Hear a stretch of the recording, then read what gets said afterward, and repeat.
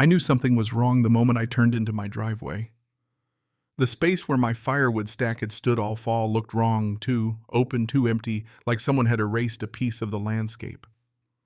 And when I walked closer, boots crunching over frozen gravel, I realized it wasn't just wrong, it was gone. Every log, every strap, every pallet, and standing there in that cold morning air, looking at the empty rectangle pressed into the dirt, I understood something that took the next 2 months of paperwork to prove someone had decided that preparation for winter was a crime, and they thought a fancy word on a clipboard would make it true. The first frost came early that year in Ridgway Hills. Not the light kind that melts away by noon, I mean the real frost, the kind that stiffens the ground before sunrise and makes your breath hang in the air like smoke. Out here, stacking wood isn't a hobby. It's survival. I'd split most of the oak back in September, red oak, mostly some hickory, a little maple for kindling. Good wood seasoned almost 2 years, the kind that rings hollow when two pieces knock together. I stacked it the way my father taught me, pallets underneath to keep it off the soil, cross-stacked ends for airflow tarp, over the top heavy canvas tied down tight. Winter storms in these hills don't forgive shortcuts. Power goes out, it always does, and when it does, flame doesn't negotiate. Firewood means heat. Heat means you make it through the night. So that stack sitting near the tree line wasn't decoration, it was preparation. Then the notice appeared. It wasn't even a proper notice. Just a sheet of paper wedged into my gate latch. No letterhead, no bylaw citation, just a faint watermark from the Ridgway Hills HOA and a single strange word printed across the page: biomass. According to the paper, I was storing unauthorized biomass accumulation. I stood there in the cold morning light staring at that word and laughing under my breath. Biomass. That's a funny way to spell firewood. Most people in the neighborhood would have panicked. They'd haul the pile away before anyone came knocking.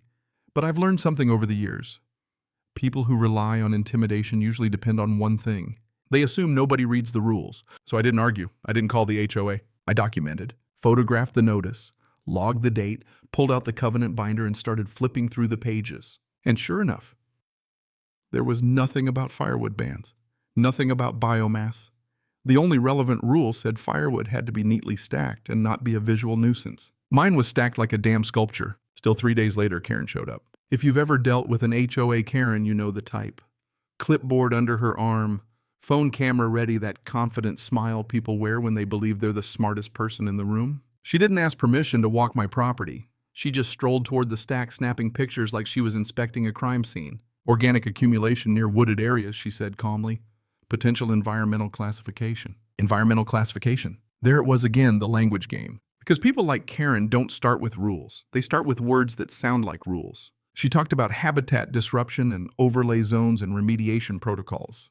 Big terms vague enough to sound official, empty enough to avoid specifics. So I asked the only question that mattered. What section of the bylaws are you citing? She paused, then said something about committee review, which means exactly what you think it means. Nothing. Still, I logged everything in the binder. Date, time, her visit, the photograph she took. Because the moment someone invents authority, the smartest move isn't to shout.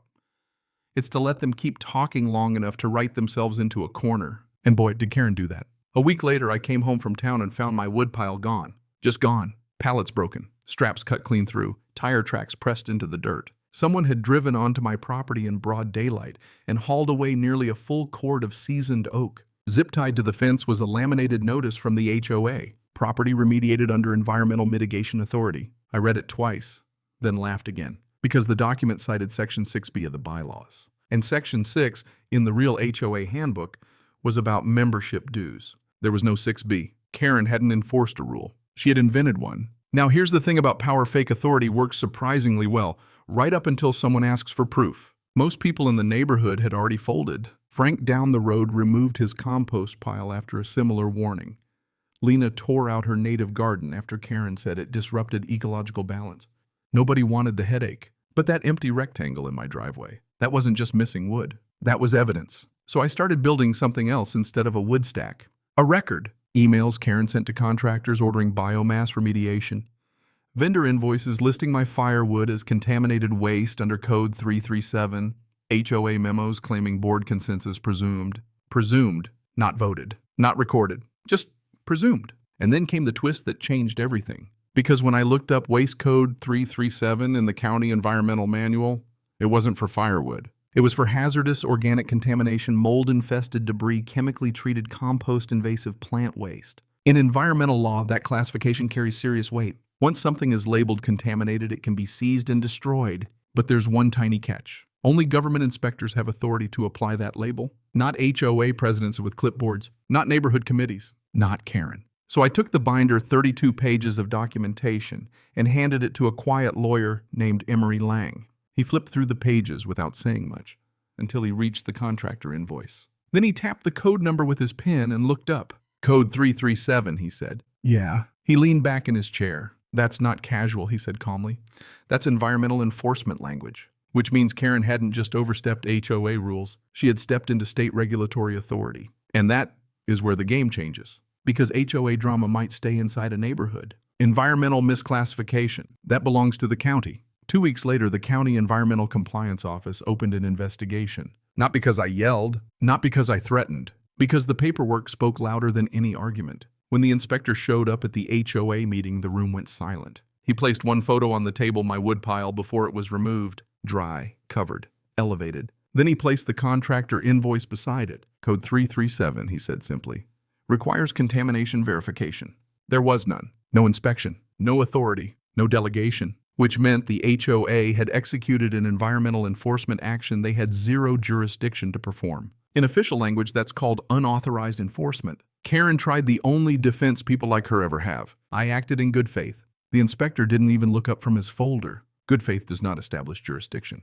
And just like that, the entire house of cards collapsed. The board rescinded the violation. The county issued a formal advisory warning the HOA never to attempt environmental classification again without government delegation. Karen resigned 2 days later. Quietly. No speech, no apology. Just a typed letter and a closed door. A week after that, an envelope appeared in my mailbox. Inside was a check from the HOA restitution for the destroyed firewood. Not an apology, just a number, which honestly felt more satisfying, because the real victory wasn't the money or Karen stepping down. The real victory was something simpler. The bylaws were amended. From that day forward, every HOA enforcement letter had to cite the exact rule being used, and homeowners were guaranteed a response period before any action could be taken. In other words, no more mysterious biomass remediation. A few weeks later, I rebuilt the wood stack. But this time I added something new. A small covered shed, gravel base metal roof clearly visible from the road. I even submitted the design sketch to the board. Nobody objected.